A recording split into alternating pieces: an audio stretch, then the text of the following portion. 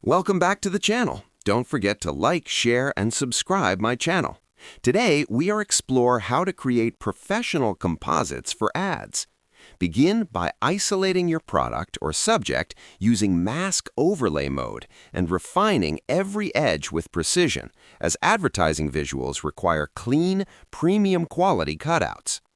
Apply the mask and place the subject into the composite background, adjusting scale and alignment to maintain realistic proportions.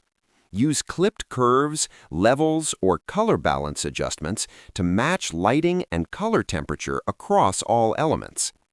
Optional enhancements include adding contact shadows, reflections, or ambient light overlays to ground the subject in the scene.